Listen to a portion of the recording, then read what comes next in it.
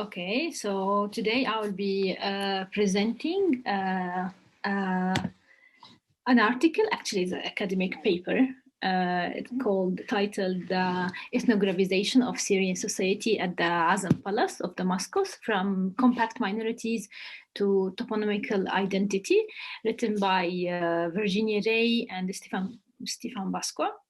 This article or this paper published through this book we call The Art of Minorities, Cultural Representation in the Museums of the Middle East and North Africa by Edinburgh University. So this paper actually taking the Azem Palace as a paradigmatic example of post-colonial ethnography in the region. Azem Palace dates back to the 18th century, located in the ancient city of Damascus as an outstanding example of the Ottoman domestic architecture in the Arab region. In the Arab world, it was built as a private residence for Asad Pasha al-Azam, the governor of Damascus, including the Haram Lake and Salam Lake, which are the private and public zones of the traditional houses back then. During the French mandate for Syria and Lebanon, this entity housed the French Institute, and after the liberation in 1946, this house it housed the Museum of Art and Popular Traditions, opened in 1954. Holding the pride as the first institution in the country devoted to to display vernacular material culture and folklore traditions. The article suggests that the museum helped to naturalize the new vision of the nation prosperity in the concept of toponymical identity as a successor to the inherited colonial ethnography. When the French occupied Damascus in France in 1920, the new administration sought out properties as site in which to pursue a program of research-based cultural production, and that out of three main motivations. The first one is to compete with the patrimonial advances made by other European countries in the region. Second one is to counterbalance the heavy military existence in the city. And the third one, to position France as both liberator and the protector of the Syrian national past.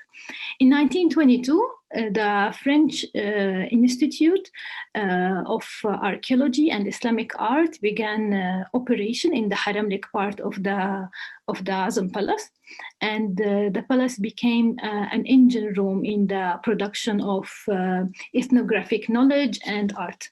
It hosted the library and an exhibition room, regrouping antiquities found during excavations in and around Damascus.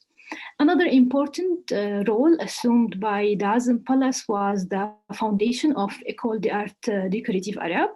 And in 1926, the school was converted into the School of Modern Arab Art, operated as such until 1930. Both schools sought to train carefully selected artisans and artists in how to revive age-old artisanal techniques, which while modernizing them under French supervision. The crafts made by the students of the school were not understood as cultural data, but decorative arts. They were exhibited in the so-called museums around these schools, and the schools they were being sold to some European settlers, tourists, or merchants.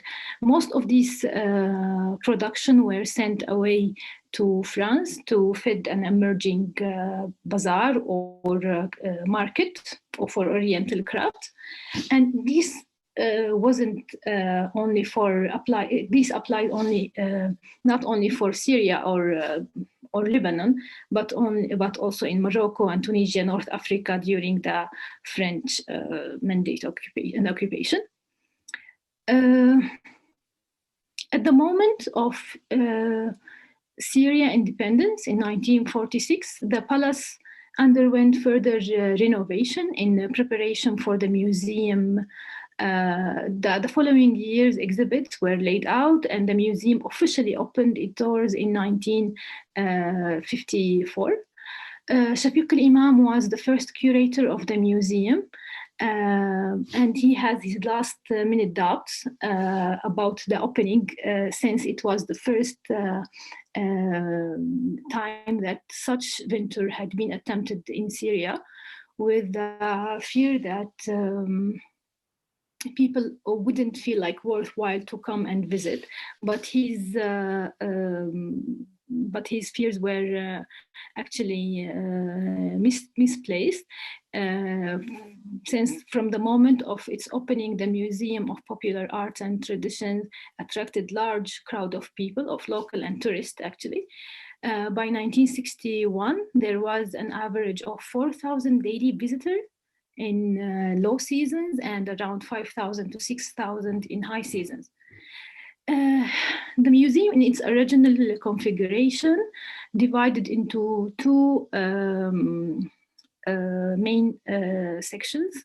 The exhibition began in the Haramlik, which housed objects and recreated spaces relating to popular art and tradition, while Salamnik was dedicated to artisanship, with the display of the country's most important handicraft industries like embroidery or glass or woodwork.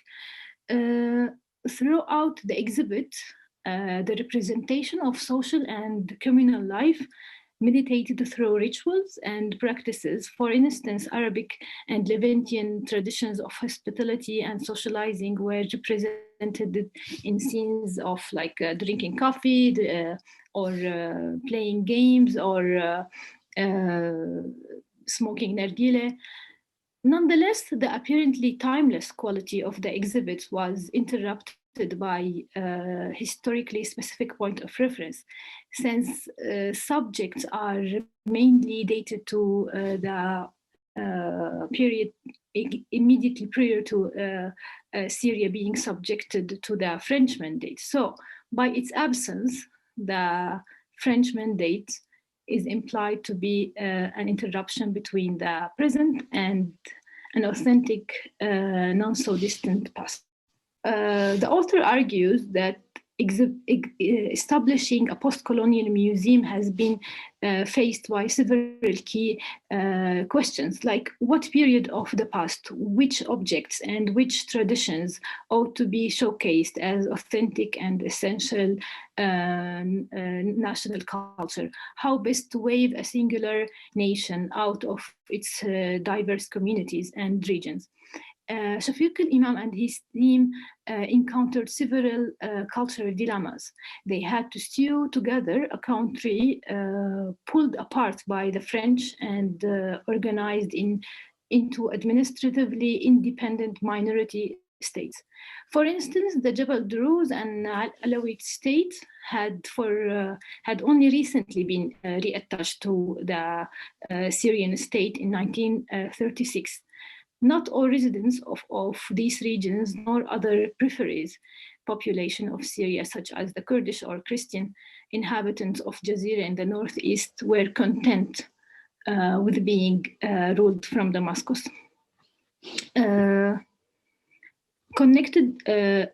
So the task was to reflect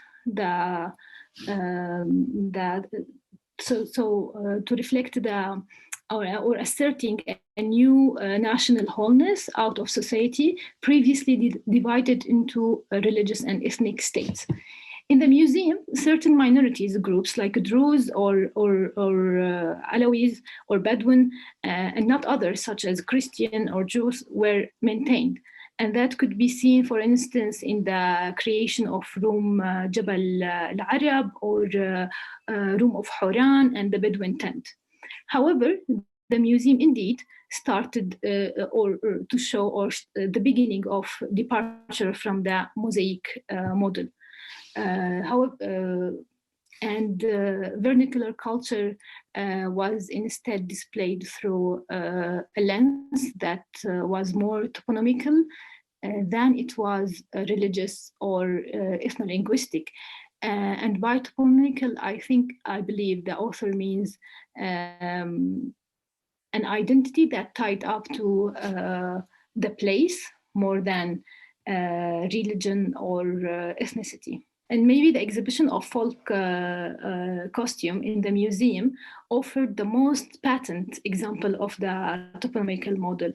So upon the entrance of this hall or this exhibition, the visitor can immediately see the giant map of Syria with the 14 governors.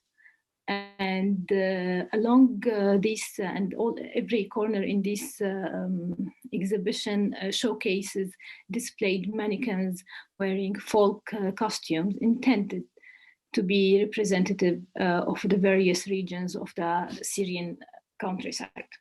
This toponymical identity worked alongside with a strong valorization of manual labor. Unlike in other folklore museums in Europe, at that time, folklore at the Azem Palace was not presented as peasant or working class culture. Rather, it was displayed as an ensemble of traditions and practices shared across all the strata of society.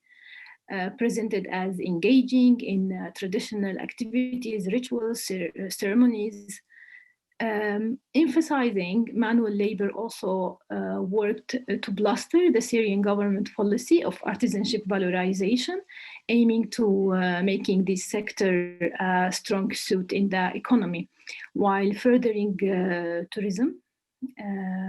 The touristic or tourism opportunity located the location of Azem Palace in the beside Souk al-Hamidiyya, the famous traditional bazaar in the ancient city of Damascus, offered an ideal shop window for tourists who could preview and get acquainted with the star product of the country before purchasing them at the market. As the year went on, museography of the Azem Palace drifted further away from any form of ethno-linguistic and religious representation. In 2007, the museum underwent remodeling to improve the collection, the conservation, and also to develop the visitor experience. And a notable change in the exhibitions and labeling was highly attested. For instance, the descriptors Druze and Alawites have disappeared altogether. Minorities from Horan and Jabal Druze and the nomadic tribes of the desert region have been completely reframed as the upholder of the Arab generosity and hospitality. And obviously, this decision was part of a broader movement of the Arabization system of the society since the coming of the Al-Ba'ath regime. Finally, nowadays the museum is open for local public. But the whole city of Damascus, the ancient city of Damascus, is listed now listed in UNESCO list for World Heritage Site under danger since the conflict in Syria in 2011. And that was my presentation for today. And that this photos was from my last visit in 2009, I believe. Thank you so much.